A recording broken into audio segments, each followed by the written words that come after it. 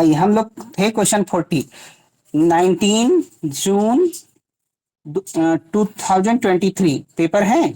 और ये हम लोग कर लिए थे 40 तक, फिर आगे करते हैं। क्या था ये? Which system of philosophy advocate the motion of शब्द नित्यत्व। शब्द को नित्य कौन मानता है? पूर्व मीमांसा ना। देखिए, शब्द नित्य है लेकिन ध्वनि अनित्य है, ध्यान रखना है। ध्वनि अनित्य है, ये सभी के लिए अनित्य है। शब्द और अर्थ का संबंध, मीमांसा शब्द को नित्य मानती ही मानती है, लेकिन शब्द और अर्थ का संबंध भी नित्य है। Relation between word and it's meaning और इटर्नल। शब्द अर्थ का संबंध भी नित्य है। देखिए, न्याय, वैशेषिक एंड जैन, ये लोग कहते हैं कि शब्द और अर्थ का संबंध अनित्य है। शब्द अर्थ का संबंध अनित्य है। बौद्ध कहते हैं शब्द और अर्थ का संबंध कोई संबंध ही नहीं है, काल्पनिक है ना, कोई संबंध ही नहीं है। Yes.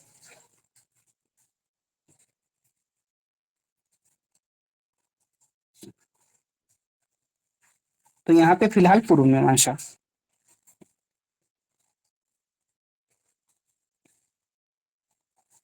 In the view of Shankar which pramana is of the final authority. Shankar के विचार में कौन सा प्रमाण अंतिम रूप से मान्य है? शब्द। शब्द। यस, गुड, शब्द हो जाएगा। शंकराचार्य ब्रह्मसूत्र शंकर भाष्य में कहते हैं, ब्रह्म की ओर संकेत करते हुए कहते हैं, अस्य जगनो नाम रूपाभ्याम व्याकृत शनेक कर्तृभोक्ति संयुक्त से प्रतिनियत देश काल निमित्त क्रिया फलाश्रय से मनसा रचना रूप से जन्म स्थिति भगवत सर्वज्ञाता सर्वशक्ति कारणात भवति तद ब्रह्म ना। तो ये शब्द ही है, अर्थात नाम और रूप के द्वारा अव्यक्त अनेक कर्ता और भोक्ता से युक्त जन्म और क्रियाफल के आश्रय जिसके देश काल निमित्त व्यवस्थित हैं, मन से जिसकी रचना के स्वरूप का विचार नहीं हो सकता, संसार की उत्पत्ति स्थिति विनाश जिस सर्वज्ञ सर्वशक्तिशाली कारण से संभव है, वह ब्रह्म है। तो शब्द के माध्यम से कहते हैं ना। तो आंसर फोर्थ वाला दीजिए। Next, what is incompatible to Empedocles. Empedocles के संबंध में असंगत बताइए क्या हो सकता है?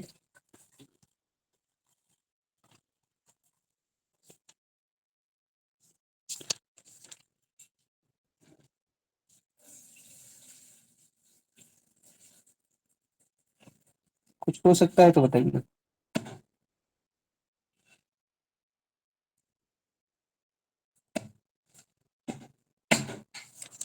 थर्ड होगा सर। थर्ड होगा।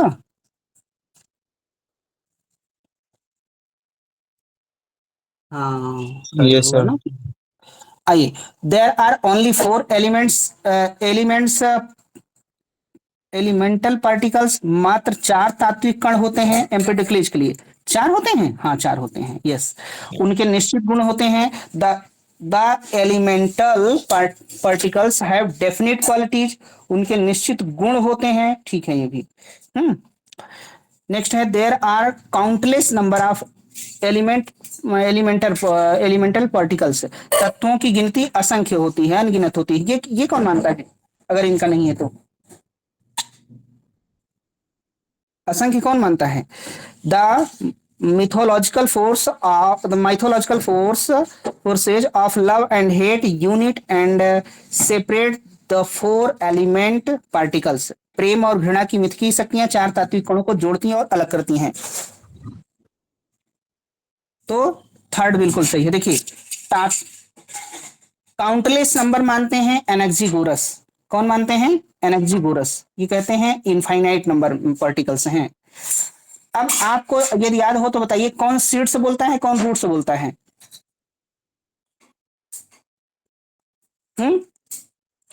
एनेक्सिगोरस अपने फंडामेंटल एलिमेंट को क्या बोलते हैं? सीड से बोलते हैं। और ये एम्पेडोक्लीज अपने फंडामेंटल एलिमेंट को, मूल तत्व को रूट से बोलते हैं। शायद हम लोगों ने पिछली क्लास में अपोजिट कर दिया था ना। अगर ऐसा था तो आप करेक्ट कर लीजिएगा। फिर कभी वो वीडियो देखिएगा ना तो वहां कमेंट में लिख लीजिएगा कि वो गलत हो गया है। अगर हो गया हो तो शायद गलत हो गया है। तो अब देखिए देयर आर, यहाँ पे मात्र 4 तात्विक कण होते हैं। हाँ, कौन कौन से होते हैं, याद है? प्रणाम सर। yes sir, पृथ्वी जल अग्नि वायु। हाँ, अग्नि, वायु, और पृथ्वी, यस, air fire water, जल। ओके ओके, इन ये रूट्स, देयर आर 4 रूट्स है ना, 4 रूट्स हैं। अग्नि को, फायर को बोला जाता है एडोनियस, एडोनियस। वायु को बोलते हैं जियस, जियस। पृथ्वी, अर्थ, अर्थ को बोलते हैं हेरा, हेरा। जल को बोलते हैं नेस्टीज। कौन? एम्पिडिक्लिस, एडोनियस, जियस, हेरा, नेस्टीज बोलते हैं। देखिए, the elemental particles have definite qualities, उनके निश्चित गुण होते हैं, बिल्कुल सही होते हैं। अग्नि का, वायु का, पृथ्वी का ना स्मेल, जल का क्या रस, ना? वायु का टच, स्पर्श, अग्नि का रूप, यस, ये सब क्या है, निश्चित गुण है। लेकिन जो एनेक्जिगोरस के जो मूल तत्व हैं, उनके तत्व, उनके निश्चित गुण नहीं होते, उनमें कोई डेफिनेट क्वालिटीज नहीं होती, उनके गुण अनिश्चित होते हैं ना, तो ये ध्यान ध्यान रखना है। फिर अनगिनत होती है, हाँ ठीक है। प्रेम और घृणा एम्पिडोक्लीज मानते हैं, एनेक्जिगोरस क्या मानते हैं? एनेक्जिगोरस नाउस मानते हैं क्या? yes sir, एनेक्जिगोरस नाउस मानते हैं, हेराक्लाइटस लोगोस मानते हैं, याद रखना है ना। ओके, देखिए नेक्स्ट करें। Who among the following contemporary Indian thinkers accredited with the view that the element of intellect in humankind corresponds to the moral duty related to karma? Radha Krishnan. No no no, कौन सा? इस विचार को मत, दीनदयाल हाँ, इस विचार को उपाध्याय। मान्यता देते हैं कि मानव बुद्धि की मात्रा, देखिए बुद्धि की मात्रा नैतिक कर्तव्य के समरूप होती है ना। तो ये दीनदयाल उपाध्याय हो जाएंगे। देखिए, जो हम लोगों ने देखा है कि 4 पुरुषार्थ माने गए हैं ना, क्या क्या माने गए हैं? धर्म, अर्थ, काम और मोक्ष। धर्म, अर्थ, काम, मोक्ष। ओके, ये नहीं, दीनदयाल उपाध्याय धर्म को कनेक्ट करते हैं शरीर से, ये शरीर है।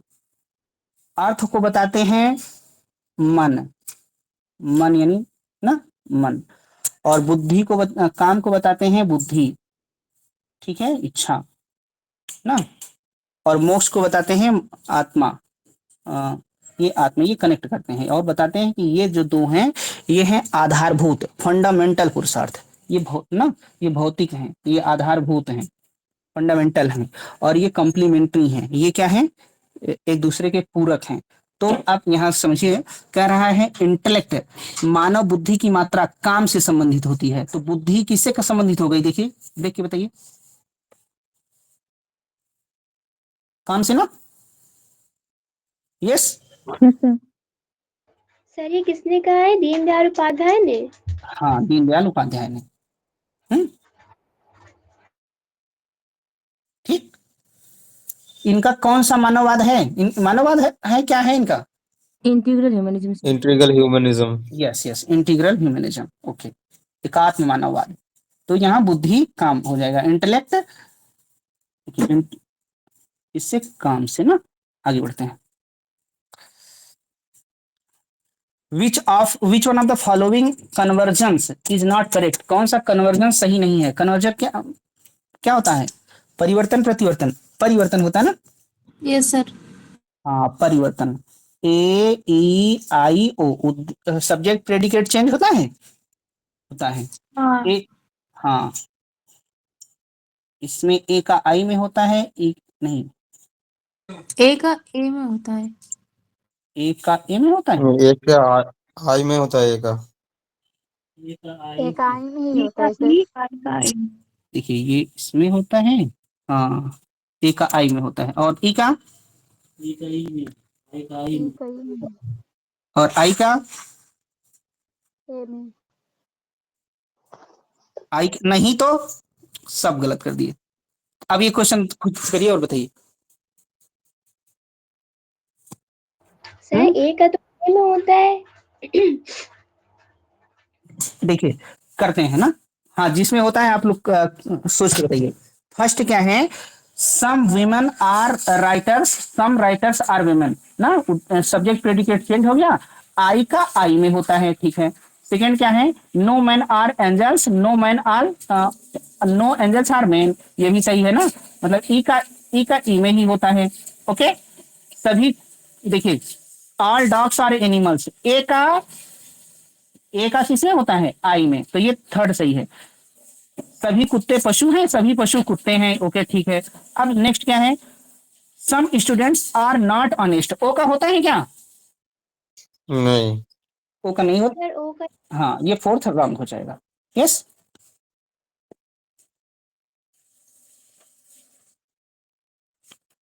यस ठीक है सर। ना। Okay sir. अच्छा ये परिवर्तन ओ का तो होता नहीं, ओ का क्यों नहीं होता, कोई किसी को पता है क्या, ओ का क्यों परिवर्तन नहीं होता।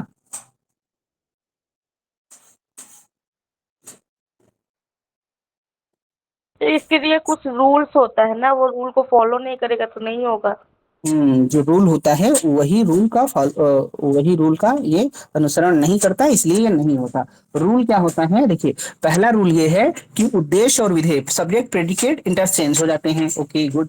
सेकेंड रूल है कि जो, हाँ मतलब उद्देश्य विधेय चेंज हो जाते हैं, ठीक है। अगला क्या है कि गुण नहीं बदलता ना, इसका जो गुण नहीं बदलता, गुण दैट मीन्स जैसे यहाँ पे नॉट है तो यहाँ भी नॉट होना चाहिए, देखिए किसी में नहीं बदला है, यहाँ नॉट है तो यहाँ भी नॉट है, यहाँ पॉजिटिव है तो पॉजिटिव रहेगा, निगेटिव है तो निगेटिव रहेगा, ठीक है, ये नहीं बदलता। सर ये भी कह सकते हैं कि जो पद व्याप्त नहीं होता है फिर वो पद व्याप्त होने लगता है, ऐसे भी यस होता यस है ना। यस यस यही वजह है, हाँ।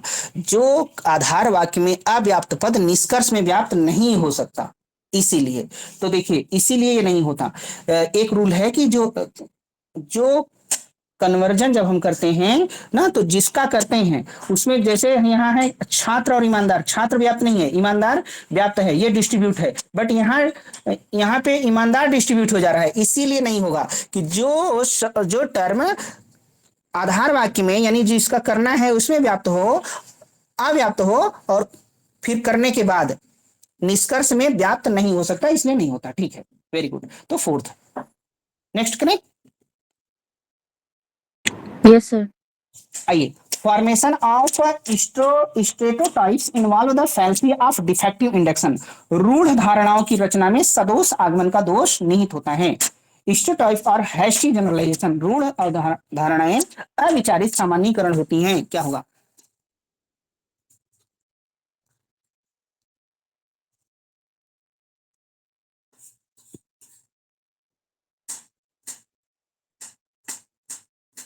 देखिए बताएंगे क्या हुआ। एक बार क्या हुआ ना, एक गांव में शादी पड़ी थी, बताएं। Yes sir. Yes sir. बताइए। हाँ एक गांव में विवाह हुआ पड़ा था। तो जो दादी जी थी ना, दादी जी थी तो मिठाई उठाई बनी थी, तो एक बिल्ली आ गई, और बिल्ली मिठाई खा न ले, जूठा ना कर दे ना, इसलिए दादी जी ने बिल्ली को एक टब से ढक दिया, यहाँ बिल्ली है और ढक दिया। जब बारात बारात चली गई, जब सारा कुछ हो गया एक दिन में, तो बिल्ली को उन्होंने छोड़ दिया। फिर क्या हुआ, फिर इनके जो बच्चे थे, पुत्रवधू थी, जो लोग देख रहे थे कि हाँ, फिर जब इनके बच्चों की शादी हुई बहुत साल बाद, तो कहें देखिए हमारे यहाँ ऐसी परंपरा है, जब शादी होती है तो एक बिल्ली जंगल से पकड़ के लाया जाता है, उसको टब में बंद किया जाता है, तब जाकर के अच्छी शादी होती है ना। तो क्या हो गया, रूढ़ धारणाओं में ये आगमन का दोष निहित है, और अविचारित सामान्यीकरण, बिना जो सोचे समझे जनरलाइजेशन कर दिया गया ना, कि अब ये पूरी की पूरी एक परंपरा बन गई, ठीक है। तो यही है, तो दोनों सही है, एक्सप्लेनेशन भी है, अच्छी जनरलाइजेशन।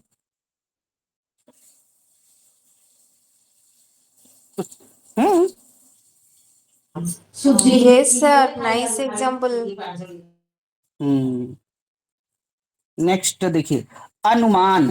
कौन सा अनुमान? मणिमय पर्यतः वह्निमान। इसमें कौन सा हेतुआभास आश्रय है? सिद्ध। आश्रय। आश्रय सिद्ध सर। आश्रय सिद्ध है। आश्रय सिद्ध है। हाँ, ये किसका पार्ट है? ये कौन सा हेतुआभास? असिद्ध। असिद्ध का। असिद्धता ये हाँ तीन होती है। आश्रय सिद्ध होता है, स्वरूपा सिद्ध सर होता है, और व्यापक व्याप्ति। व्युत्पत्ति सिद्ध। असिद्ध को साध्य सम भी कहते हैं। साध्य सम भी कहते हैं। आइए, ये हो जाएगा। असाधारण आश्रय हो गया। असाधारण में क्या होता है? शब्द नित्य शब्दत्वाद। शब्द नित्य है, शब्दत्व है। बाधित में क्या होता है? फायर इज कोल्ड ना, वही यस सर। अनुष्ण ऐसे।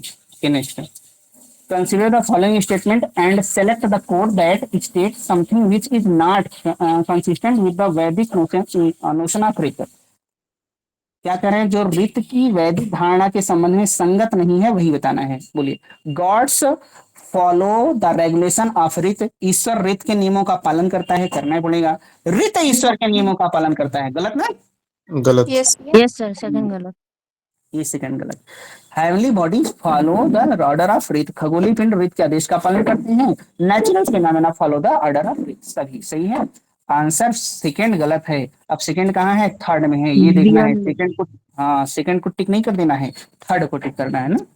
ये देखिए, ये यहाँ पे ऐसे करना है, नहीं तो गड़बड़ हो जाएगा, है ना। Next, consider the following statement. क्या बताना है? सिलेक्ट द कोड स्टैटिंग अंतरंग ऑफ अष्टांग योग। अंतः अंग, कौन सा अंतः अंग का है? धारणा ध्यान धारणा ध्यान समाधि। समाधि। हाँ, बियॉन्ड। धारणा बी एंड डी। ओके, ये B and D, yes good answer हो जाएगा ये। आइए नेक्स्ट। हाँ, Merleau Ponty. The fundamental discovery of Merleau Ponty क्या है? Body subject. ये देखिए, बॉडी सब्जेक्ट है ना। द बॉडी माइंड, ये डेकार्ट का है। ये डेकार्ट कहते हैं कि मन और शरीर में ड्यूलिज्म है। मॉर्ले पोंटी कहते हैं कि नहीं, we are not mind inhabiting a body. मतलब हम ना तो मन है, सिर्फ मन है, ना तो सिर्फ शरीर है। हम क्या हैं? हम लिविंग बॉडी हैं, जीवित शरीर हैं, है ना। देयर और थियरी ऑफ इंटेंसिटी, ये बोलते हैं कौन? हुर्सल ना। हुर्सल कहते हैं। यस, हुर्सल कहते हैं कि कॉन्शियसनेस क्या हो, कॉन्शियसनेस में मतलब चेतना में इंटेंसिटी होती है, अभिप्रायकता होती है। और माइले पोंटी कहेंगे कि बॉडी ही मतलब दोनों में डिफरेंट नहीं है। ये एक तरह से उनका खंडन भी करते हैं, किसका? डेकार्ट का। इनकी बुक का नाम है क्या? Phenomenology of perception. किसकी? मौली बंटी सर। मॉर्ले पोंटी। हाँ, मॉर्ली पोंटी। हुर्सल कहते हैं कॉन्शियसनेस इज इंटेंशनल, हमारी चेतना वस्तु उन्मुख होती है। मॉर्ले पोंटी कहते हैं कॉन्शियसनेस इज इम्बोडेड, चेतना शरीर के माध्यम से कार्य करती है। Yes, embodied consciousness. Embodied consciousness, yes good. Sir last किसका? थियरी ऑफ परसेप्शन, ये किसका है?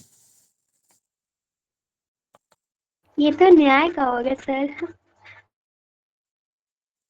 थियरी ऑफ परसेप्शन, प्रत्यक्ष का सिद्धांत। Berkeley sir. Sir George pitcher नाम का एक है जो लिखा है। बर्कले भी हो जाएंगे क्या?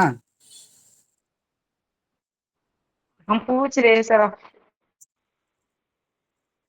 ये देख के बताना, हमें भी लग रहा है बर्कले हो जाएंगे ना।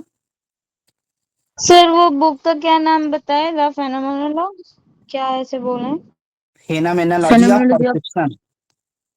फेनोमेनोलॉजी ऑफ परसेप्शन ना। देखिए, कहते तो माइंड कैसा का है क्या? क्या Preeti? Phenomenology of mind Hegel का है और इनका perception. Yes yes yes yes yes, phenomenology of mind Hegel किसका है? हेगल। हेगल है। कि हाइडेगर है? ये दोनों हाइडेगर। ओ देखिए, हेलो। हाँ हेलो। हाँ सर क्या, कौन सी किताब बता रही थी, हेगल का है? हाँ phenomenology of mind. Sir Hegel का हाँ बिल्कुल फेनोमेनोलॉजी ऑफ बिल्कुल वही स्पिरिट है है सर। हेगल। हाँ वो भी है, दोनों है ना। हेगल है ना, फेनोमेनोलॉजी ऑफ स्पिरिट। हाँ फिर हाँ हेगेल है सर। आज फेनोमेनोलॉजी ऑफ मेटाफिजिक्स शायद हाइडेगर का है शायद, मुझे याद है। हाँ अब सही है। हाँ हाँ फेनोमेनल ये दोनों देख लीजिएगा तो। सर फेनोमेनोलॉजी ऑफ स्पिरिट किसका है? हेगेल। फेनोमेनोलॉजी ऑफ स्पिरिट कहिए, फेनोमेनोलॉजी ऑफ माइंड कहिए, एक ही बात है। हाँ, both are not different. Yes. Sir हाइड्रेगन का क्या बताए?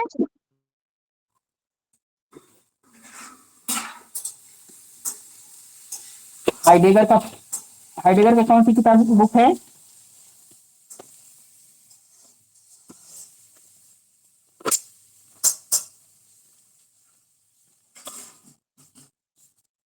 क्या बोले, कोई बता दीजिए तो। व्हाट इज मेटाफिजिक्स उनका है, ठीक है। एक व्हाट इज और भी है metaphysics and being and time. हाँ मरियम। सर हम कह रहे हैं इनकी एक और बुक है, इंट्रोडक्शन टू मेटाफिजिक्स। हाइडेगर की। Yes sir. ओके ओके ठीक है, चलिए नेक्स्ट करते हैं ना। सर देखिए, हमारे नेटवर्क गए थे। मॉर्ले पोंटी कहते हैं कि we are not a mind inhabiting a body, we are a body that perceive and experience the world. कहते हैं प्रत्यक्ष केवल मानसिक क्रिया नहीं है, बल्कि शरीर के माध्यम से दुनिया के साथ संबंध है। Next, which Pawan one of sir the क्या फॉलोइंग बोले? कोट। हाँ, सर पवन सर क्या बोले? कुछ नहीं बोले, बुक बता रहे थे। चलो आता है तुम्हें। कौन सा प्लेटो के मुख्य सद्गुणों में से नहीं है ना, नहीं है, मुख्य सद्गुणों को चारों बताइए। चारों। हाँ, सर विजडम करेज टेम्परेंस कार्डिनल जस्टिस। वर्च्यू में क्या क्या सर आता है? चाहिए। विजडम, करेज, सब होता है ना, A B C D. Yes. Yes sir. Yes. Hmm, इसमें कुछ बताएंगे नहीं? बताइए आगे कुछ, आधे छोड़ दिए। क्या बताना है प्रीति? आप बताइए, आप जानते होंगे। ये देखिए, ये ना प्लेटो कहते हैं, प्लेटो के अकॉर्डिंग न्याय क्या है? न्याय थ्री स्टेट के साथ जाएगा ना ये। हाँ, देखिए ये स्टेट का भी है, ये इंडिविजुअल पर्सन का भी है। तो एक बार एक प्रश्न आया था कि ये जो कार्डिनल वर्च्यू है वो दोनों में आता है ना, कुछ रिलेट करके प्रश्न आया था ना, राज्य में भी और इंडिविजुअल व्यक्ति में भी ये चीजें होती हैं। और और कुछ बताना हो तो बता दो। सर ये कॉन्सेप्ट वो पाइथागोरस सर लाए थे ना, उन्हीं के जो ये दिए थे उसी से तो मतलब ये कॉन्सेप्ट लाया गया था। ठीक है। जैन मत के अनुसार कौन सा एक आत्मा का गुण है?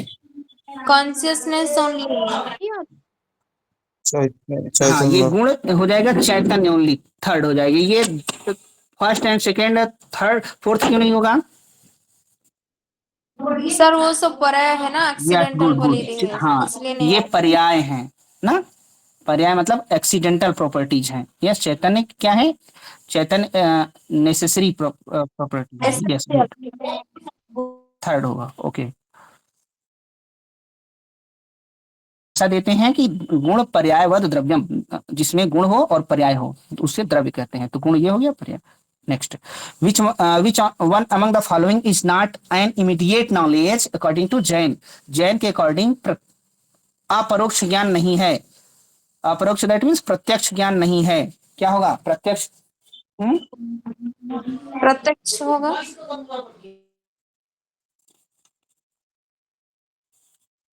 प्रत्यक्ष नहीं होगा ना, हाँ, अवधि मनः पर्याय केवल, ये डायरेक्ट प्रत्यक्ष हैं, ठीक है, अवधि मनः पर्याय केवल, ये ही तीन प्रत्यक्ष हैं।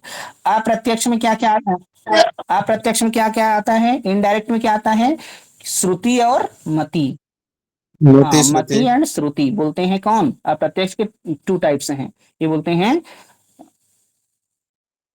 उमा स्वामी ना, और अप्रत्यक्ष के 5 टाइप्स है, 5 प्रकार हैं, कौन कौन से हैं, ये कौन बोलता है, कोई बोलते हैं ना,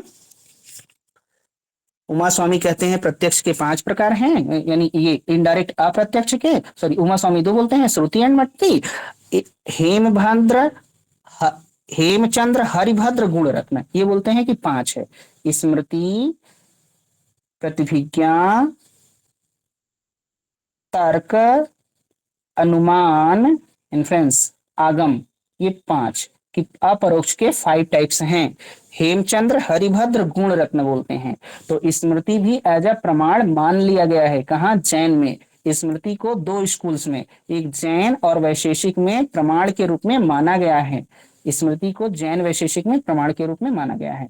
तो फिलहाल आंसर सर को क्या, सर ये जो अभी आपने बताया कि हेमचंद्र हरिभद्र और ये गुणरत्न है, तो सर ऐसा कोई प्रश्न आ चुका है क्या कभी? नहीं आया, नहीं है, ऐसे आया है कि अप्रत्यक्ष के कितने भेद हैं, तो मति और श्रुति माना गया है, तो हम एक बार पढ़ रहे थे कि अप्रत्यक्ष के ये भेद भी हैं, तो अब वो भी है तो वो भी है, तो हमको लगा ये भी बताना चाहिए कि ये कौन मानता है, ये कौन मानता है ना, आया नहीं है, ओके, यस सर। हाँ, हेमचंद्र इनकी बुक है प्रमाण मीमांसा, हरिभद्र इनकी बुक है षड दर्शन समुच्चय, ठीक। अगर अगर भानु जी का कोई वीडियो देख लेगा ना, तो तुम्हारा जो सवाल है कि आया नहीं था वो डाल देगा,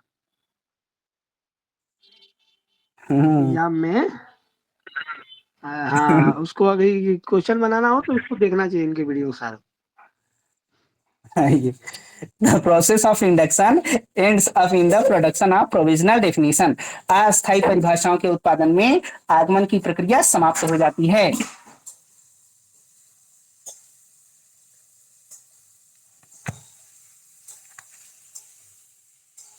देखिए कौन होगा, इंटेलेक्चुअल मिडवाइफरी किसका है, सिद्धांत है सर सोक्रेटिस है ना, सॉक्रेटिस का ना, इसका मतलब क्या होता है इंटेलेक्चुअल मिडवाइफरी का,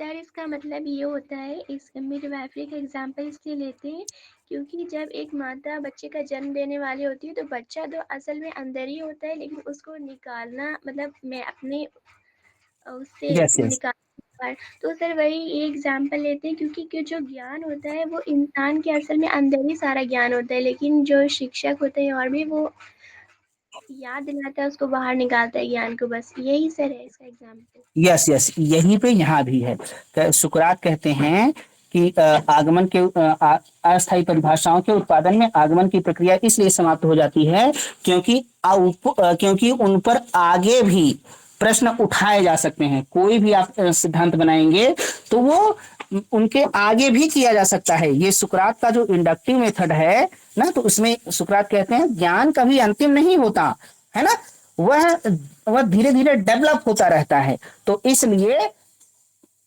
क्या आगमन के इसलिए आगमन की प्रक्रिया समाप्त हो जाती है ना। सुकरात कहते हैं, देखिए गोल क्या है, continuous refinement of knowledge through questioning, question के द्वारा, डायलेक्टिक प्रोसेस के द्वारा एक सतत मतलब ज्ञान अर्जित करते रहना है, तो इसीलिए आंसर ये सुकरात हो जाएंगे,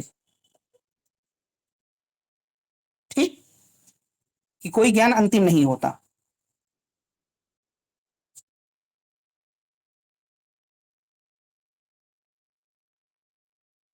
ऐसी इच्छा जिसमें कोई इच्छा ही ना हो, a will that wills nothing, ये क्या होगा, कांट की जैकोबी। गुडविल, गुडविल की बात कौन करते थे? कांट। कांट की आलोचना करते हैं जैकोबी, तो जैकोबी हो जाएंगे ना। Yes, sir.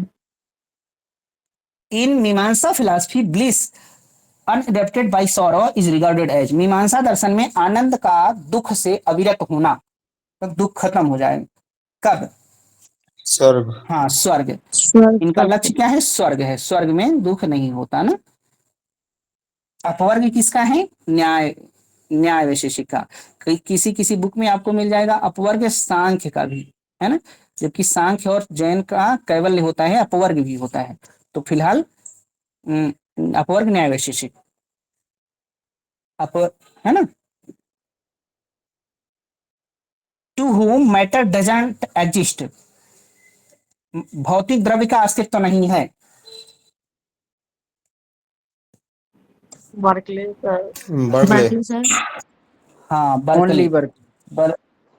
Only Berkeley, yes.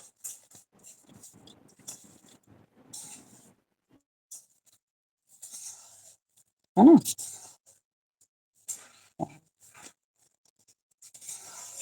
देखिए, अमूर्त प्रत्ययों के खंडन करने के साथ साथ बर्कले जड़ द्रव्य का भी खंडन कर देते हैं ना। Which one of the following in is true. कौन सा सत्य है? देखिए, यदि पी इफ है, इफ होना चाहिए। यदि पी एंड क्यू, यदि P and Q are true then P implies Q is false. देखिए, पी इंप्लाइज क्यू True, दोनों sir. ट्रू, गलत है ना। True है सर। हाँ, Yes, sir. ठीक। Okay, next. If P and true और फॉल्स देन ये ट्रू होगा। चालू कर देते हैं। दोनों फॉल्स है। देखिए, दोनों फॉल्स है तो निगेशन करिए, एफ डॉट निगेशन एफ, तो हो जाएगा एफ डॉट टी ना। निगेशन एफ डॉट टी क्या होगा? एफ होता है। फिर ये हो जाएगा ट्रू। आंसर सेकेंड ही सत्य है ना। True, second will be correct. Yes. Next क्या है? If P is true and Q is false, तो पी डॉट निगेशन क्यू लाना है। पी ट्रू है, ट्रू डॉट क्यू फॉल्स है, एफ टी डॉट टी होगा, तो ये भी ट्रू आएगा, तो ये गलत हो गया, है ना। नेक्स्ट क्या है? P is false Q is true then P implies Q. P implies Q क्या होगा? ये फॉल्स है और ये ट्रू है, तो ये ट्रू ही होता है, ये फॉल्स लिखा है, इसलिए सेकेंड हो जाएगा ना। Which of the following regarding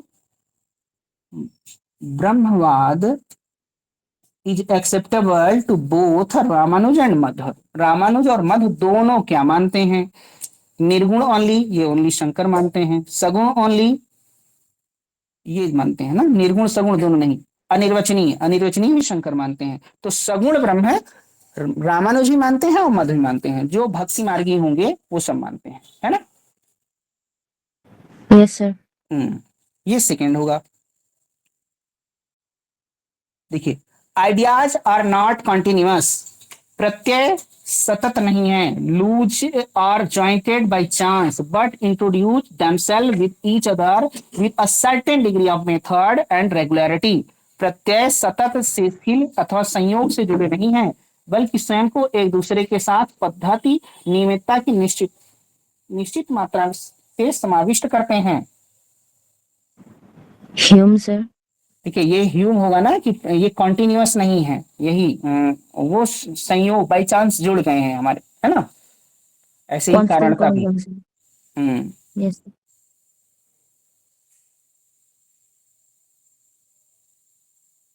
There is no such thing as knowledge which cannot be carried into practice.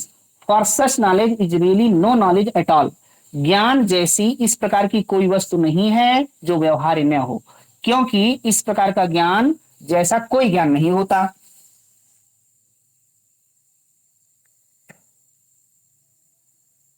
क्या हो जाएगा?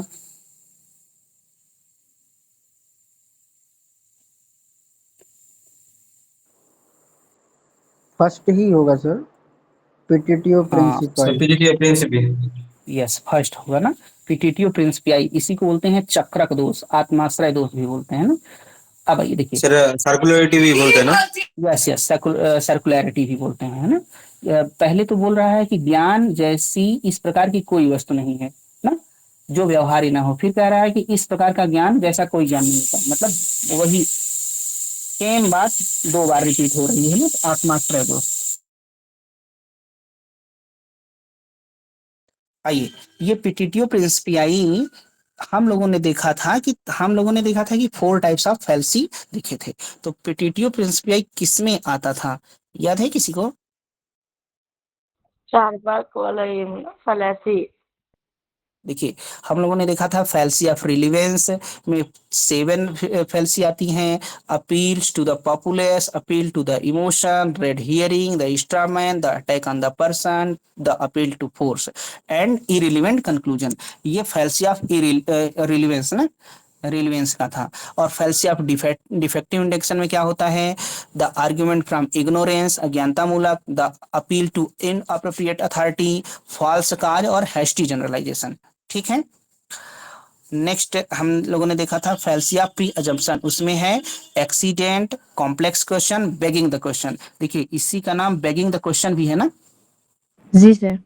Yes sir. हाँ, तो ये आ जाएगा फैल्सिया प्री अजम्पशन में। फैल्सिया प्री अजम्पशन में 3 होते हैं, accident, complex question, begging the question. और लास्ट हमने देखा था फैल्सिया ऑफ एम्बिगिटी, उसमें 5 होते हैं, इक्विवोकेशन, एम्फीबोली, असेंट, कॉम्पोजिशन, डिवीजन। तो ये आपको अलग अलग डिवीजन जो थे वो याद रखना है ना, वो पूछा गया है। तो जिस कल अगर भी किसी, आपने सर ये पूछा था कि रेड हेरिंग और स्ट्रॉ हाँ मैन जो है वो किसमें आता है। हाँ यही।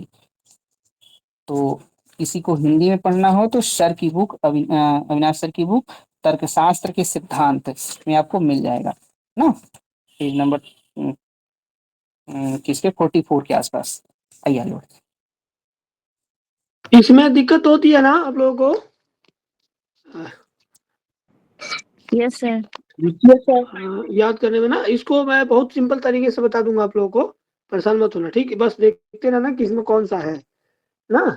आइए, कौन सा ये बहुत, क्लास होगी तो बता दीजिए। जी सर। हाँ, ये बहुत सिंपल है, बहुत सिंपल है, तो मैं अच्छे से बताऊंगा आप लोग, ठीक? बस याद रखना है कि कौन सा किस में है, ठीक? ये भी याद करा दूंगा कौन से किस में क्यों होगा ना। ठीक है, ठीक है, चलिए। Which of the following statement are true with reference to Vivekananda, Vivekananda के संदर्भ में कौन सही नहीं है? हाँ, यहाँ लिखा है कौन सही है, हाँ नहीं नहीं, कौन सही है बताना।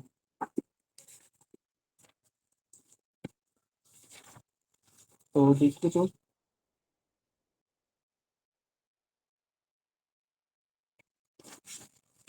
सर क्या डी तो देखिए, होगा। हाँ, D. Conception of reality is pluralistic. देखिए, विवेकानंद प्लूरलिस्टिक नहीं ना, वो मोनिस्टिक है, एक तत्ववादी है ना, तो ये गलत हो जाएगा। Conception of reality monistic, monistic है, बिल्कुल सही है। ये कॉन्सेप्शन ऑफ सही है। रियलिटी हेटेरोजीनियस, विषम जातीय, विषम जातीय है, ये गलत है ना। नेक्स्ट क्या है? Conception of universal religion is rooted in according universal specialities of all religions. उनके सार्वभौमिक धर्म की अवधारणा सभी धर्म की विशेषताओं को स्वीकार करने से उपजती है। हाँ, तो बी आंसर होगा और डी होगा, बी एंड डी ये होगा ना। Yes sir. इसमें कोई प्रॉब्लम हो तो बोलिए बोलिए। आइए, सर ये होमोजेनियस होगा फिर। हाँ होमोजीनियस होगा। सजातीय। नेक्स्ट देखिए, according to Jean Paul Sartre, Sartre के अनुसार क्या हो सकता है?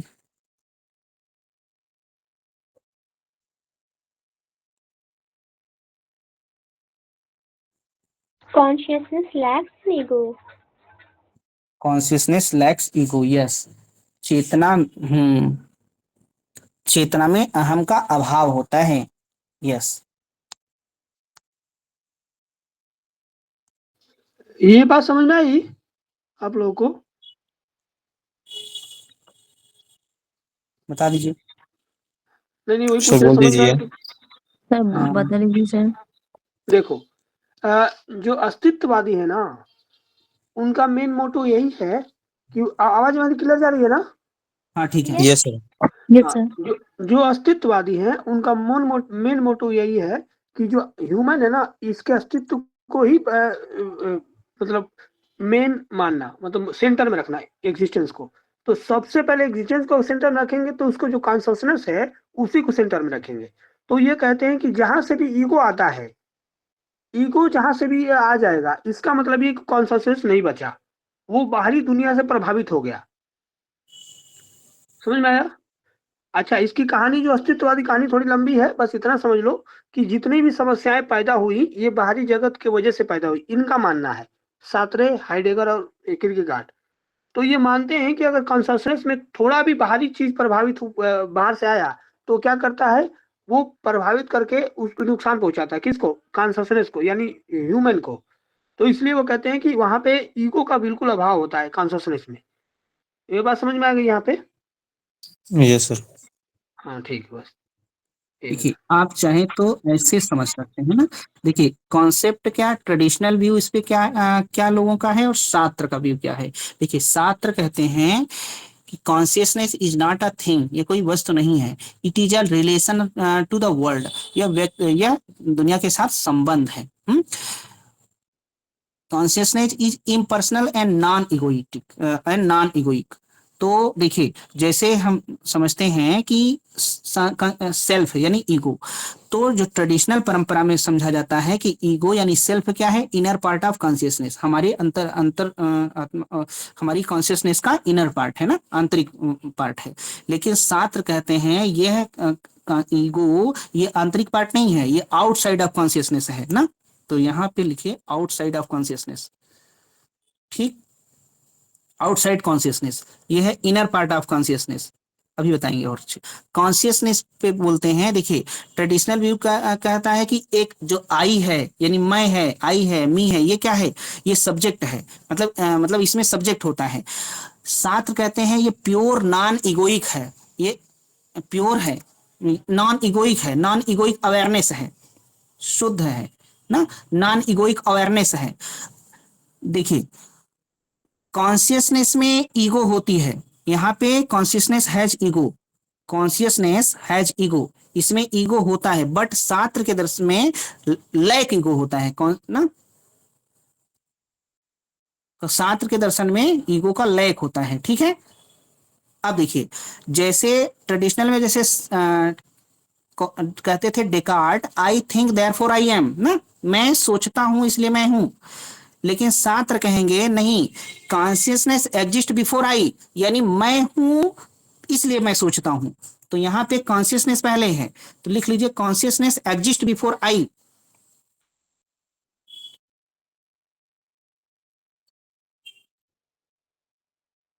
Exist before I, yes.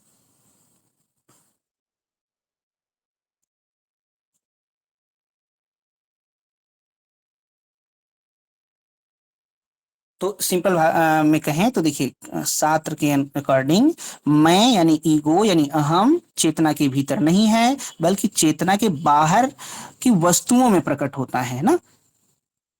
चलिए तो आंसर फिलहाल सेकेंड हो जाएगा।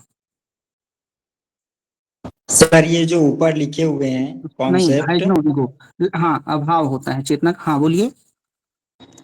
वो चार्ट दिखाइए ना सर, चार्ट ऊपर चला गया। हाँ कॉन्सेप्ट ट्रेडिशनल और ये थर्ड वाला शास्त्र लिखे हैं। हाँ ये शास्त्र लिखे हैं। तो ये आपने की पॉइंट में ट्रेडिशन सबसे लास्ट में क्या लिखे, आई? जिसे डिकार्ट कहते हैं I think therefore I am ना, और शास्त्र कहेंगे consciousness is exist before I, मतलब यहाँ पे है I think therefore I am, और शास्त्र कहेंगे आई एम देयरफॉर आई थिंक, पहले मैं हूँ फिर सोचता हूँ। हाँ यस सर। हाँ सर ये चार्ट एक बार फिर से बताइए ना सर। देखिए ये ईगो के कॉन्सेप्ट पे जो ट्रेडिशनल व्यू है वो कहेंगे कि हमारा ईगो यानी सेल्फ क्या है, ये हमारी जो कॉन्शियसनेस है उसी के अंदर होता है ना, चेतना हमारे अंदर होती है। शास्त्र कहते हैं नहीं, ये आउटसाइड ऑफ कॉन्शियस, ये हमारी जो ईगो है वो हमारी कॉन्शियसनेस से बाहर की चीज है ना, आउटसाइड कॉन्शियसनेस, ठीक। और ट्रेडिशनल व्यू में कॉन्शियसनेस को आई यानी सब्जेक्ट समझा जाता है, और यहाँ पे ये केवल इगोइक अवेयरनेस समझा जाता है, एक तरह से जागरूकता समझा जाता है शास्त्र के फिलॉसफी में ना, चेतना को, ठीक है। और देखिए जी सर, तो मतलब ट्रेडिशनल व्यू में, हाँ कर्ता के रूप में देखेंगे सर, यहाँ एक हाँ कर्ता हाँ के हाँ रूप में देखेंगे कर्मे को, और यहाँ कह रहे हैं कि वो कर्ता नहीं, प्योर मतलब वो कर्ता से भिन्न है, ये देखना चाहेंगे शास्त्र। हाँ यही ना।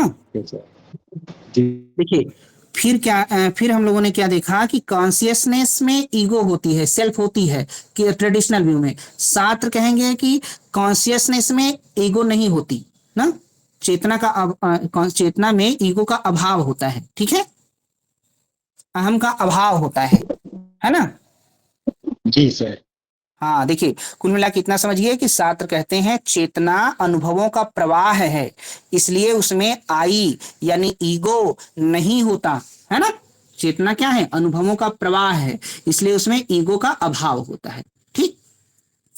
जी सर, और एक की पॉइंट में क्या क्या दिए हैं सर, की पॉइंट में? की पॉइंट में यह है कि जैसे ट्रेडिशनल व्यू में लाइक डेकार्ट कहते हैं I think therefore I am, पहले मैं हूं इसलिए मैं सोचता हूं। शास्त्र कहते हैं नहीं, I I I am therefore I think, पहले मैं हूं इसके बाद सोचने का काम है। तो बोलते हैं कि कॉन्शियसनेस एग्जिस्ट बिफोर आई, मतलब चेतना मतलब हमारा अस्तित्व तो पहले है, ठीक है।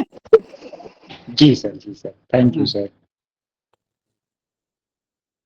ये क्वेश्चन किसको किसको आता है या किसको नहीं आता, ये 2 बार बता चुके हैं ना। इवन न्याय दर्शन की ज्ञान मीमांसा में अनुमान की कुछ अवस्थाएं दी गई हैं, उन पर विचार करें और उस कूट का चयन करें जो केवल उन अवस्थाओं को इंगित करता है जिसमें अनुमान निकालना संभव है।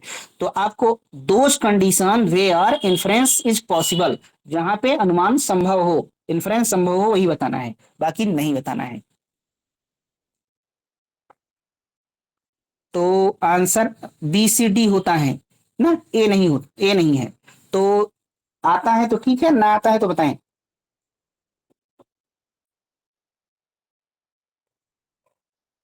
सर ये प्रश्न क्या कहना चाह रहा है?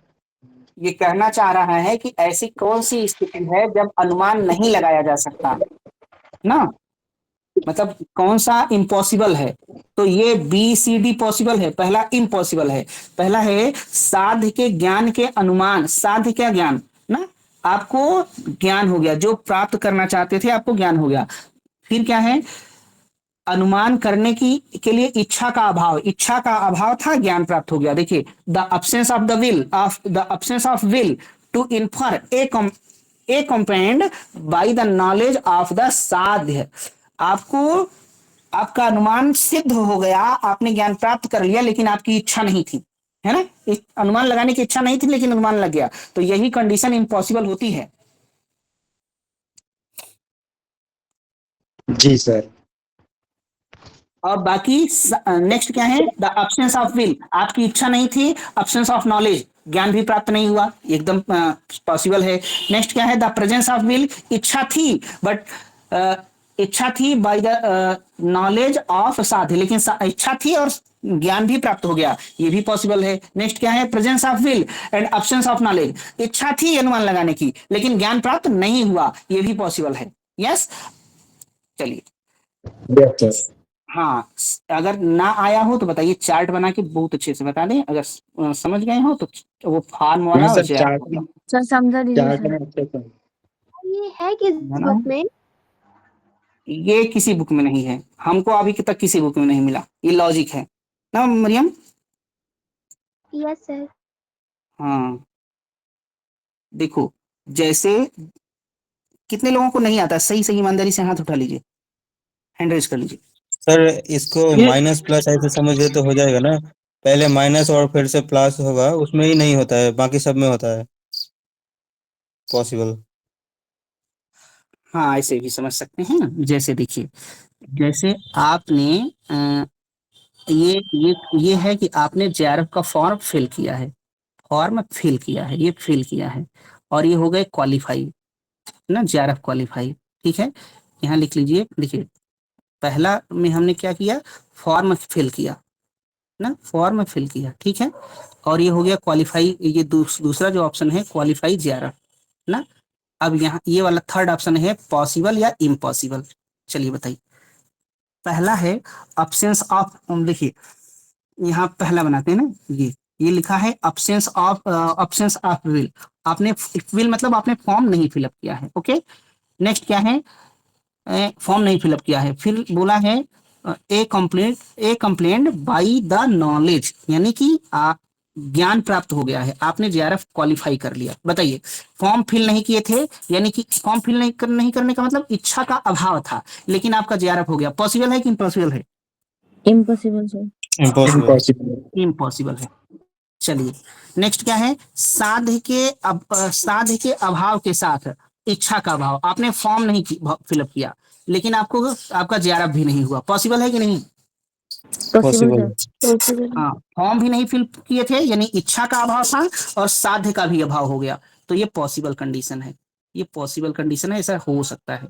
नेक्स्ट क्या है, साध्य के ज्ञान के साथ आपको आपका जेआरएफ हो गया, और इच्छा का भाव, यानी कि आप प्रेजेंस ऑफ विल, आपने फॉर्म भर रखा था, फॉर्म भी भर रखा और जेआरएफ भी हो गया। बोलिए, possible impossible? Possible. Possible sir. Possible sir. हाँ, पॉसिबल ना, संभव है। नेक्स्ट क्या है, साध्य के ज्ञान का अभाव, यानी जेआरएफ नहीं हुआ, साध्य के ज्ञान का अभाव। और फिर कह रहा है अनुमान लगाने की इच्छा का अभाव। अनुमान लगाने का इच्छा मतलब आपकी इच्छा थी, आपने फॉर्म भर रखा था, जेआरएफ नहीं हुआ। पॉसिबल या impossible? Possible sir. Possible sir. अब ये बताना है कि ये पूछ रहा था कहाँ पे संभव नहीं है ना। देखिए, वो नहीं पूछ रहा था संभव है, तो पॉसिबल, अनुमान निकालना संभव है। तो ये देखिए, 3 कंडीशन थी जिसमें संभव है। पहली कंडीशन असंभव है। पहली कंडीशन थी कि यस फॉर्म सर। फिल भी नहीं किए थे, जेआरएफ हो गया।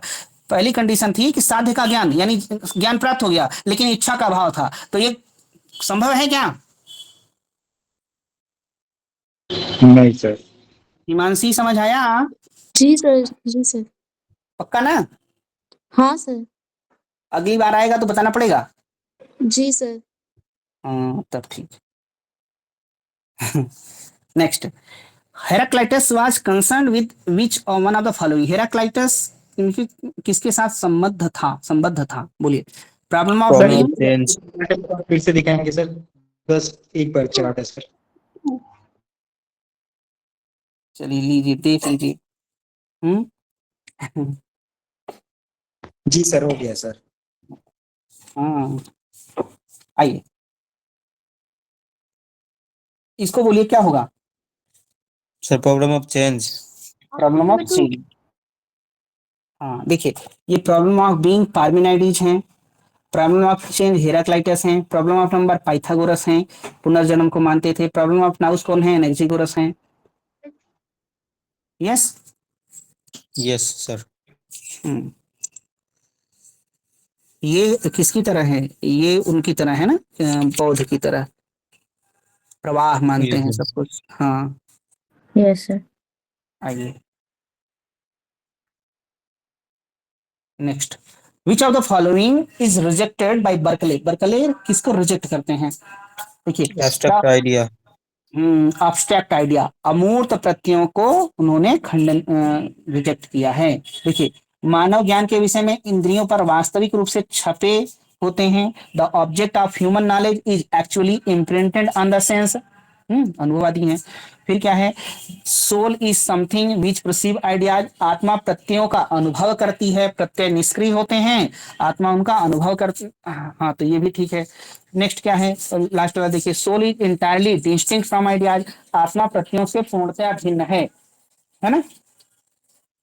तो लास्ट 3 नहीं होगा, बाकी सब होंगे।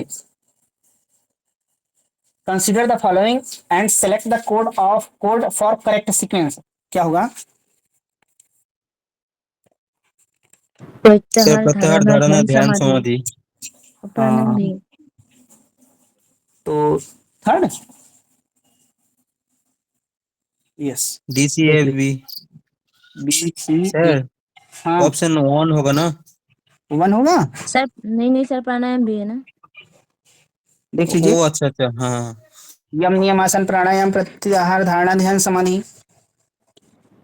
आइए next, right and wrong apply to, सही और गलत कहां पर लागू होते हैं? ऐच्छिक वॉलेंट्री एक्शन में, नेक्स्ट हैप्चुअल एक्शन में, इनवॉलेंट्री एक्शन में, कॉन्टिजेंट एक्शन में। ऐच्छिक कर्मों में सर।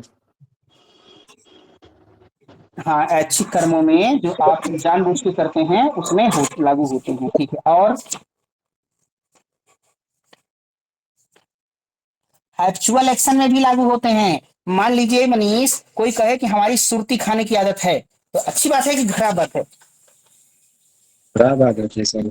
हाँ, तो हैप्चुअल एक्शन भी में लागू होता है कि अच्छा, सही और गलत ना, ये भी गलत है। वॉलेंट्री एक्शन और हैप्चुअल एक्शन, आंसर हो जाएगा ए एंड बी। अब आइए देखिए अनैच्छिक इनवॉलेंट्री एक्शन, इनवॉलेंट्री एक्शन में नहीं लागू होता अनैच्छिक क्रियाएं ना। और किसमें? कॉन्टिजेंट आकस्मिक आपातिक क्रियाओं में नहीं लागू होता। कल इसकी बात किए थे ना हम लोग। जी सर। हाँ, तो ठीक है। जी सर। देखिए कहाँ कहाँ पे नहीं, रैंडम एक्शन, अनियमित क्रियाएं और सहज क्रियाएं। इस पे एक बार फिर बोल दें पूरा, या फिर कल वाला नोट किए हैं ना? सर बोल दीजिए, हम कल वो नोट नहीं कर पाए थे सर। इस चलिए कल की इसमें क्लास जो जाके देख लीजिएगा फिर। हाँ, स्वाभाविक कर्म होकर स्वाभाविक कर्म है, नया जानकारी इसमें है सर। क्या स्वाभाविक कर्म? हैप्चुअल, हैप्चुअल मतलब आदत वाले कर्म, स्वाभाविक नहीं है, आदत आदतन किए गए कर्मों से लिख लीजिए। जी सर। ठीक, हाँ, आदत वाले कर्म भी सही गलत होते हैं, है ना? ठीक है। जी जी सर। देखिए सुनिए, निर्जीव पदार्थों के, इनएनिमेट थिंग्स के कर्म, वो उस पे सही गलत नहीं कर सकते। जैसे पर्वत, नदियों के का ना, और पौधों या पशुओं के कर्म को आप सही गलत नहीं कर सकते। जैसे कुत्ता रोटी छीन के भाग गया, ये नीति शून्य कर्म है, ये नॉन मोरल एक्शन है, तो इनमें सही गलत नहीं कर सकते। पागलों के कार्य ना, अगर कोई रहे तो आप उसको सही और गलत नहीं कह सकते, क्योंकि उसका उसकी मतलब उसका स्वभाव है, मतलब उसका स्वभाव नहीं, वो उसको आप माफ किया जा सकता है, वो मतलब वो नैतिकता के दायरे में नहीं आएगा कि कार्य सही है कि गलत है। ठीक है। मनुष्य की रिफ्लेक्सिव एक्शंस, मनुष्य की प्रतिक्षेपी क्रियाएं, जैसे छींकना, जम्हाई लेना ना, पलकें गिराना, खांसना, ये सब रिफ्लेक्स एक्शन है, ये इसमें भी सही गलत नहीं लागू होते। रैंडम एक्शन, अनियमित क्रियाएं, जैसे कहीं जा रहे हैं, हाथ से कुछ पेन छूट के नीचे गिर जाए, ये रैंडम एक्शन, इसको भी कंटिजेंट बोलते हैं ना, इस पर भी नहीं लागू होगा। और है इंस्टिंक्टिव एक्शन, सहज क्रियाएं, जैसे सर्प देख कर डर जाना, इसमें भी सही गलत कि अरे तुम डर गए, बहुत अनैतिक कार्य कर दिया, ऐसा कुछ नहीं ना।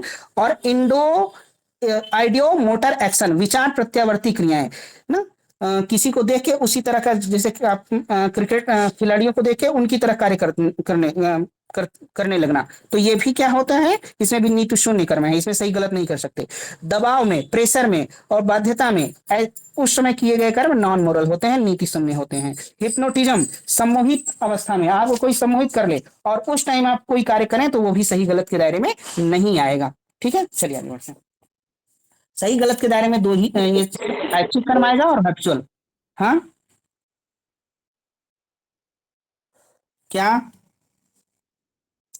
आइए next, Thomas Aquinas, what is incompatible with Saint Thomas Aquinas? सेंट थॉमस एक्विनास के संदर्भ में क्या असंगत है?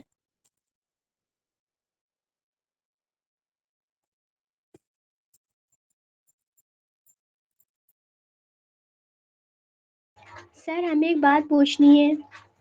हाँ, सर जैसे कि ये 3 फिलोसफर एक साथ आते हैं, ऑगस्टिन, एक्विनस और एंसलिम, तो सर इनमें बस एक डिफरेंस पता है कि ये प्रमाण कौन-कौन से मानते हैं, इसके अलावा जितनी भी चीज़ें हैं सर बहुत कन्फ्यूजिंग लगती हैं, वो भी हर बार क्वेश्चन आता है ये।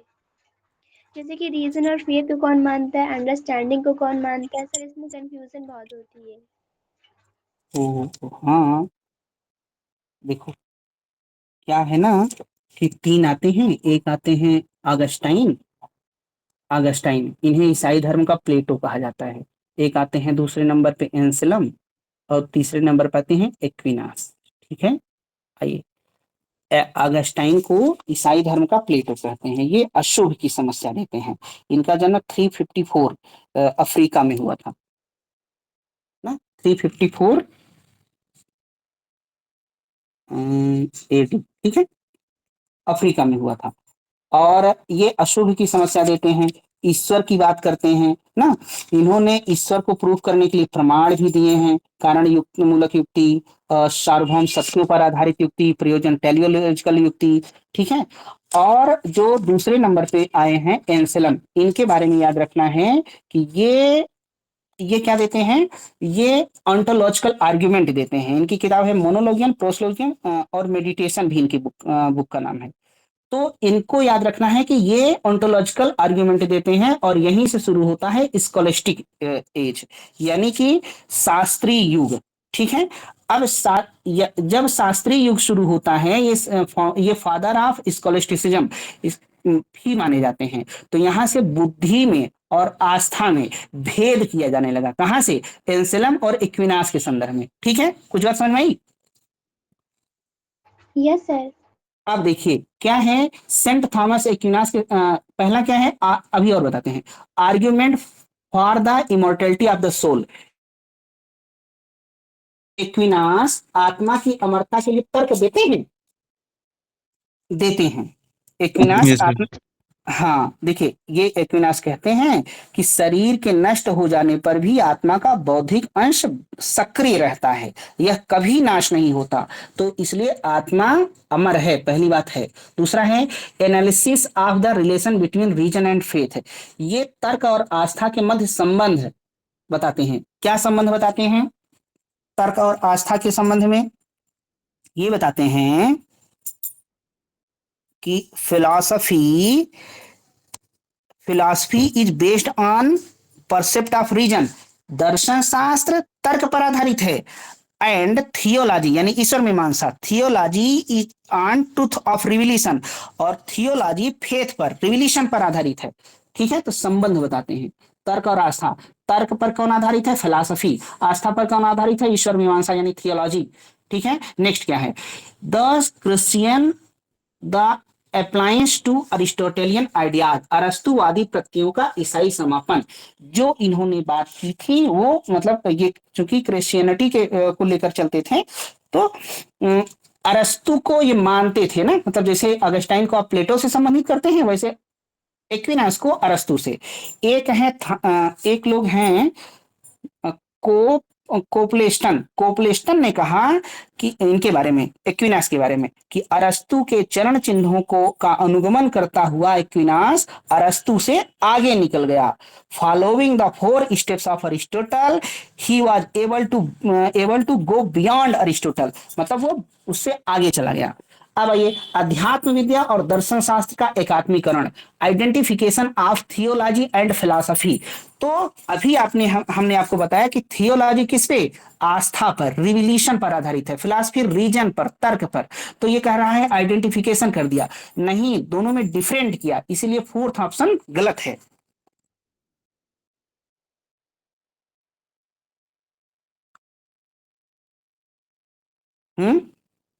Yes sir. और ये एक डिफरेंस ये भी होता है, अच्छाई और बुराई में भेद। अच्छाई बुराई में भेद, मतलब वो सर कहते नहीं प्रॉब्लम ऑफ एविल, तो उसके बारे में सर कोर्स जो आते हैं वो इन तीनों के सेम ही लगते हैं। अच्छाई बुराई का, बुराई अच्छाई का भाव। अगस्टाइन का क्वेश्चन आया तो बताना, भेजना तो। अगस्टाइन कहते हैं शुभ अशुभ शुभ का अभाव है। हाँ सर सबके जब कोर्स पढ़ते हैं वक्त में तो सेम ही लगते हैं। हाँ, जब आए तो तुरंत भेज दिया करो वो ऐसे प्रश्न ना। ठीक। Yes sir, yes sir, yes sir. अब देखिए एक चीज और, अरस्तु का जो ईश्वर है वो विचारों का विचार है ना, थॉट, थिंकिंग ऑन थॉट। लेकिन जो एक्विनास के ईश्वर हैं वो एग्जिस्टेंस और इसेंस में भेद मानकर ईश्वर की वास्तविक सत्ता का प्रतिपादन करते हैं। मतलब एक्विनास के फिलॉसफी में गॉड रियल है, वास्तविक है ना। एग्जिस्टेंस और इसेंस में भेद करते हुए ऐसा ये बताते हैं। हाँ मासी। सर ये आपने अध्यात्म विद्या और दर्शन शास्त्र का एकात्मीकरण का असंगत कैसे बताया, वापस बता दीजिए। इसलिए बताएं कि अध्यात्म विद्या मतलब क्या, अध्यात्म विद्या मतलब ईश्वर शास्त्र, ईश्वर मीमांसा। ये किस पे आधारित होता है, ये विश्वास पर, श्रद्धा पर और रिविलीशन पर, दैवी प्रकाशना पर आधारित होता है। दर्शन शास्त्र रीजन पर, तर्क पर आधारित होता है। तो दोनों अलग अलग हैं। जी सर। हाँ, और कहते हैं कि दर्शन शास्त्र अध्यात्म विद्या के सेवक के रूप में कार्य करता है। जी सर। सर यहाँ अध्यात्म विद्या ईश्वर मीमांसा से है मतलब। हाँ, ईश्वर मीमांसा बोलते हैं। Philosophy serve as handmaiden for theology. चलिए, आए तो बताना भैया ना। Yes sir. Next, Nozick advocate the theory of justice as. Nozick न्याय के सिद्धांत का पक्ष इस रूप में रखते हैं। नॉजिक के लिए क्या है? एंटरटेनमेंट। इंटेलमेंट, यस, बहुत बढ़िया। तो ठीक,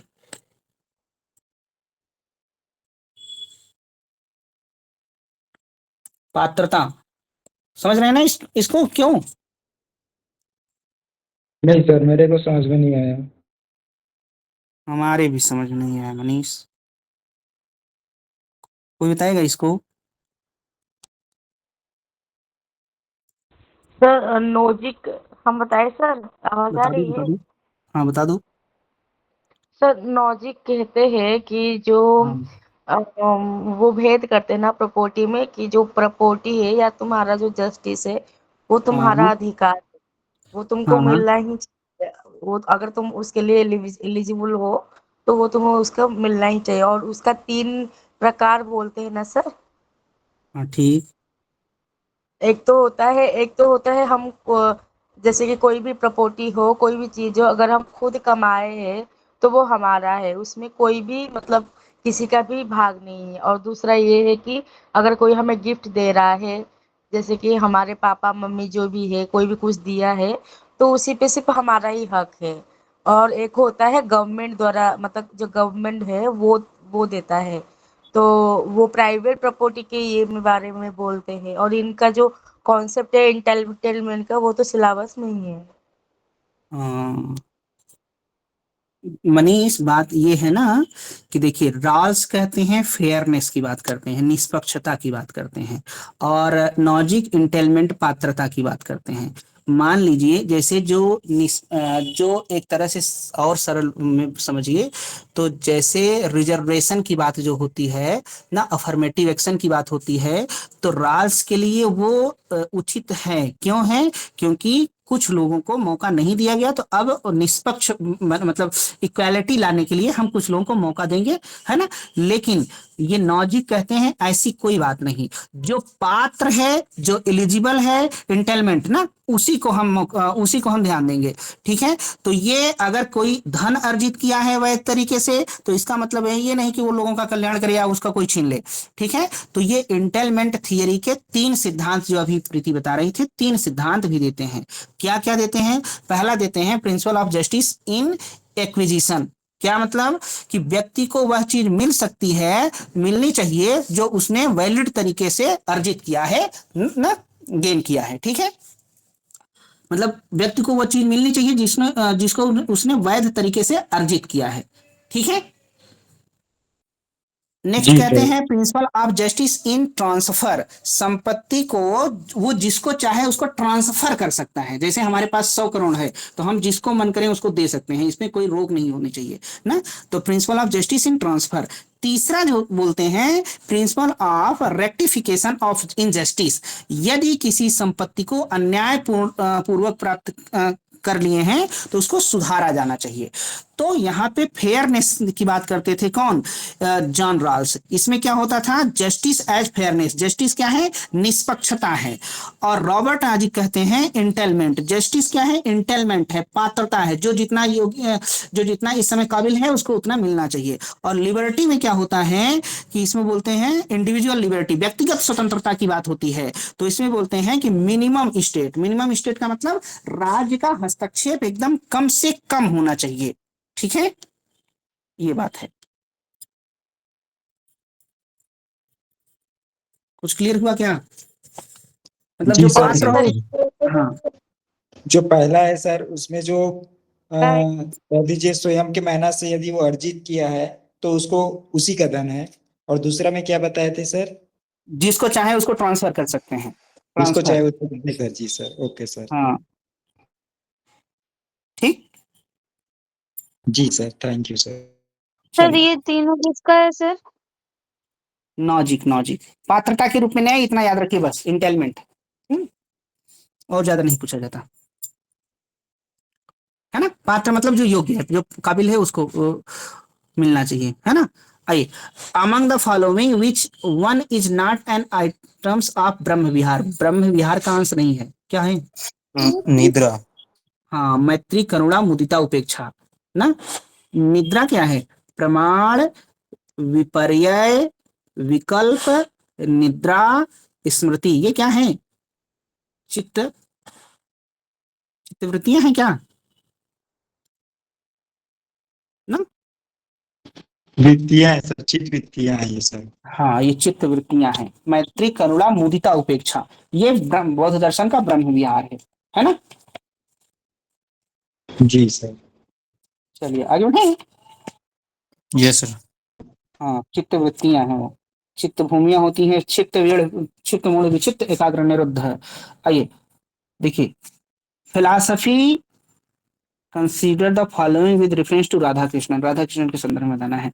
उनका दर्शन अद्वैत वेदांत का संश्लेषण और निरपेक्ष प्रत्ययवाद का दर्शन है। Philosophy is a synthesis of Advaita Vedanta, of philosophy of and philosophy of absolute idealism. तो बताइए। और दूसरा क्या है? Idealism is spiritistic and teleological. उनका प्रत्ययवाद अध्यात्मवादी और प्रयोजनवादी है।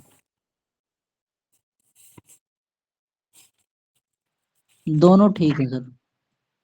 हाँ, दोनों ठीक है। राधा कृष्णन के जो फिलॉसफी को क्या बोला जाता है? ये monistic idealism. Very good, very good, बहुत अच्छे। मोनिस्टिक आइडियलिज्म बोला जाता है, एकवादी अध्यात्मवाद बोला जाता है। एकवादी अध्यात्मवाद, मोनिस्टिक आइडियलिज्म बोला जाता है ना। अब आइए, तो पहला क्या है? अद्वैतवाद और निरपेक्ष प्रत्ययवाद ना। अध्यात्मवाद यानी शंकर और हीगल का मिला जुला रूप है, तो बिल्कुल सही बात है ना। इसीलिए इनको क्या बोला गया? मोनिस्टिक आइडियलिज्म, है ना।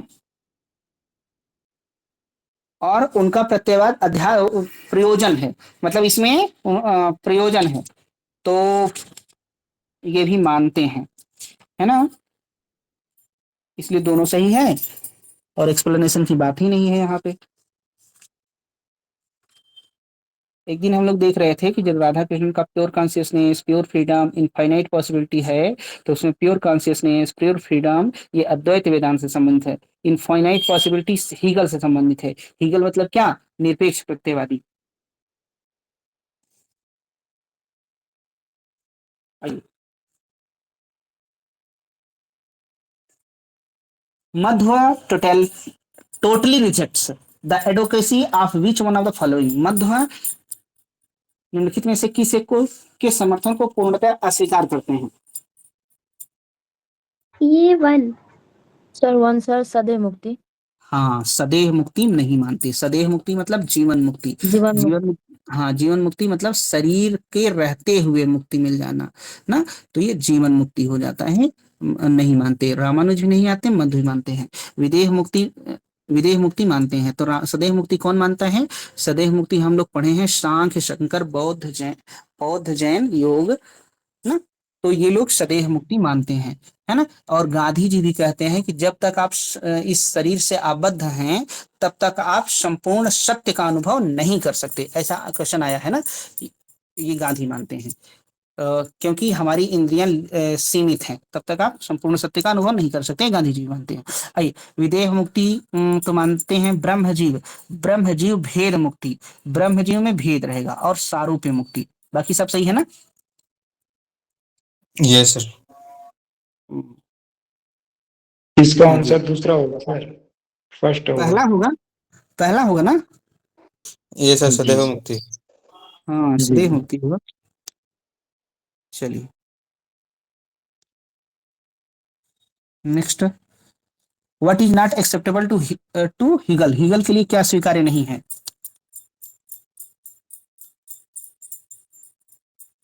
क्या होगा।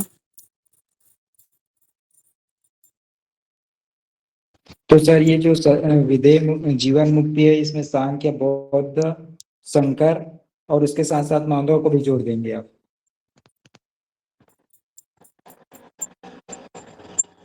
सर क्या बोल रहा है माधव। सर ये फोर्थ ऑप्शन क्या है समझ नहीं आया, लेकिन बाकी सब तो ठीक है।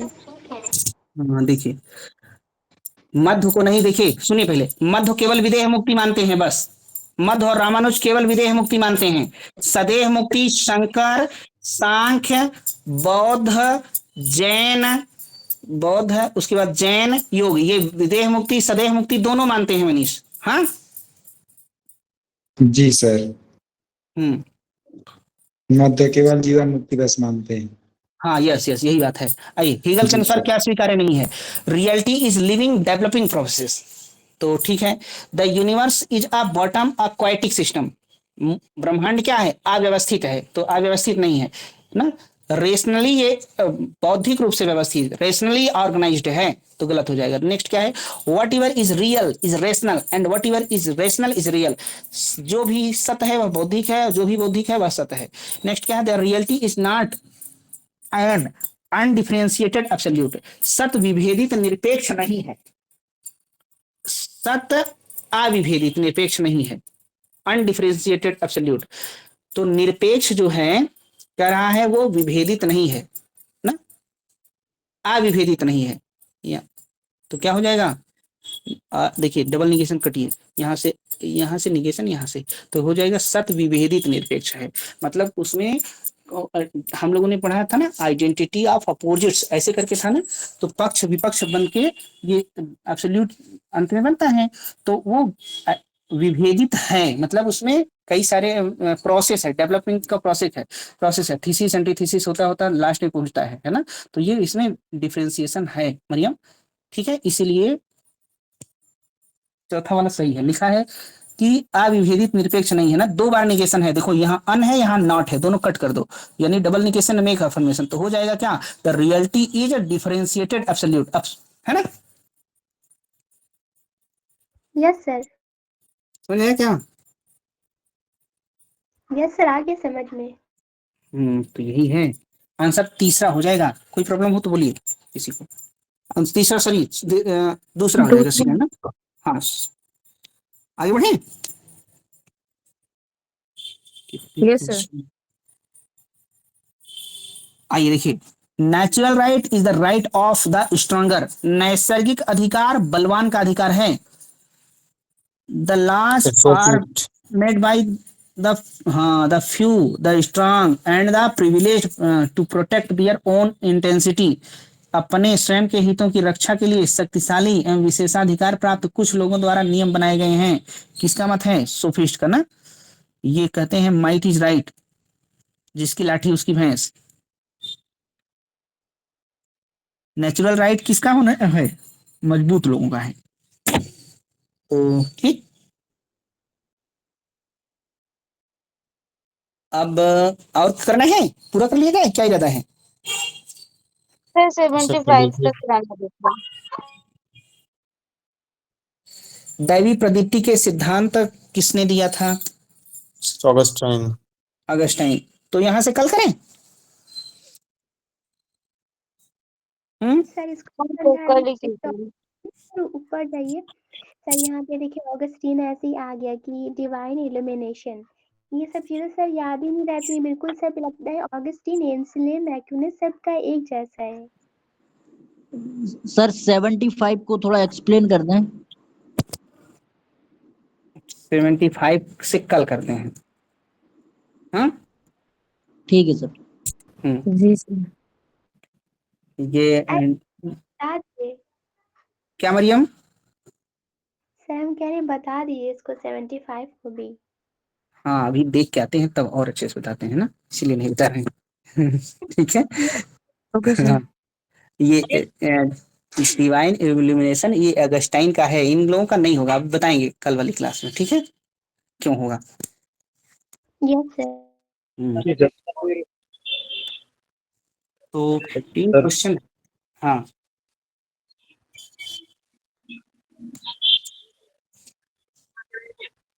ऑनलाइन करेंगे। 15 क्वेश्चन है, तो इसको हम लोग किसी टाइम आज ही कर लेते क्या? चलिए कोई बात नहीं, ज्यादा नहीं बचा है ना। कल हम लोग ये कर लेंगे, फिर कहिए तो दिसंबर वाला भी शुरू कर देंगे। हाँ सर, कल सर दिसंबर में स्टार्ट कर दीजिएगा। हाँ इस हाँ हाँ सर ये जो बड़े बड़े पैराग्राफ होते हैं जो हमें लास्ट में दिए रहते हैं, अगर सर हम दो एक बार इसे भी कर लें, क्योंकि सर एग्जाम में जब हम लोग पढ़ते हैं तो हो नहीं पाता है, क्वेश्चन 2 से 3 सर गलत हो जाते हैं, 2 तो गलत ही हो जाते हैं, और सर उसमें आंसर मिलते भी नहीं। इस बार वाला तो बहुत टफ था सर। देखो हाँ